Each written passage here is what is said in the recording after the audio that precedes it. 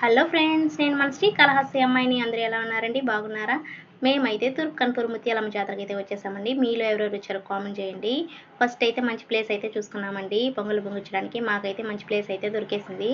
So ఇంక తెచ్చినవన్నీ అక్కడ దించుకొని జాతర చూద్దామని అయితే జాతర లోపలికి అయితే వచ్చేసామండి. ఇదేనండి అమ్మవారి గుడి. చూడండి డెకరేషన్ ఎలా చేశారో, చాలా బాగా చేశారు కదా. ఈసారి అయితే కమెడియన్స్ కూడా వస్తున్నారంట. సో జాతర అయితే అదిరిపోతుందండి ఈసారి. డెకరేషన్ అయితే అదరగొట్టేశారు ఈసారి అయితే మాత్రం. ఇదైతే బ్యాక్ సైడ్ అండి. చూడండి బ్యాక్ సైడ్ కూడా డెకరేషన్ అదరగొట్టేశారండి. చాలా బాగా చేశారు. మేమైతే రంగుల రాట్నం దగ్గరికి అయితే వెళ్తున్నాము. రంగుల రాట్నం ఎక్కాలని అయితే వెళ్ళాము, కానీ రంగుల రాట్నం ఎక్కుంటానే వచ్చేసామండి. ఎందుకంటే పిల్లలు అయితే పడుకునేశారు. సో పిల్లలు ఉంటే ఇంకా అందరం ఎక్కుంటాము. మార్నింగ్ అయితే తీసుకొద్దామనేసి వాళ్ళని అయితే వదిలేసి వచ్చేసాం. వాళ్ళు నిద్రపోయారు, ఇంకెందుకు డిస్టర్బ్ చేయడం అనేసి. చూడండి ఇక్కడైతే లైటింగ్ అయితే సూపర్గా ఉందండి. పిల్లలు చూడండి ఎంత సరదాగా ఆడుకుంటున్నారో. మా పిల్లలు అయితే పడుకునేశారు, సో అందువల్ల అయితే తీసుకురాలేదు. ఇక్కడ ఏంటంటే టాటూ వేసే వాళ్ళే ఎక్కువ ఉన్నారండి. అసలు టాటూ వేసే వాళ్ళే చాలామంది ఉన్నారు. షాపుల కన్నా టాటూ వేసే వాళ్ళు ఎందువల్ల నాకు తెలీదు. నాకైతే టాటూ వేసుకోవాలని ఉంది.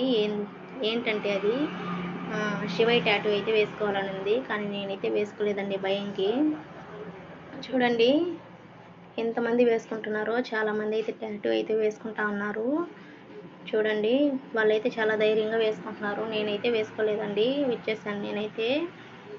ఇక్కడైతే బొమ్మల షాపులు అన్నీ ఉన్నాయి. ఇంక జాతర అంటే అన్నీ ఉంటాయి కదండి. ఇక్కడైతే చైన్లు అయితే సూపర్గా ఉన్నాయండి. చూడండి ఎంత బాగున్నాయో. నైట్లో కదా వీడియో అలా వచ్చిందండి.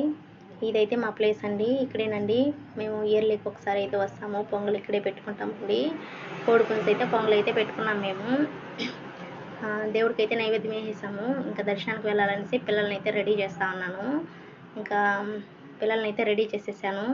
ఇంకా నేను రెడీ అయిపోయి దర్శనానికి అయితే స్టార్ట్ అయిపోయామండి. చూడండి ఇక్కడేనండి చాలామంది అయితే ఇక్కడే పెట్టుకుంటారు పొంగల్ అయితే. దర్శనానికి అయితే వచ్చేసామండి మేము. మా పాప అయితే ఏడుస్తూనే ఉంది. రష్ అయితే ఫుల్గా ఉందండి గుడిలో.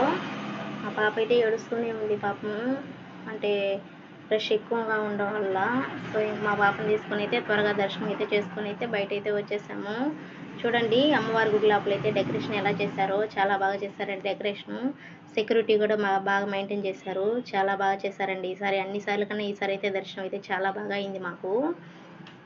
చూడండి డెకరేషన్ ఎలా ఉందో. అమ్మవారి గుడి లోపలండి ఇది.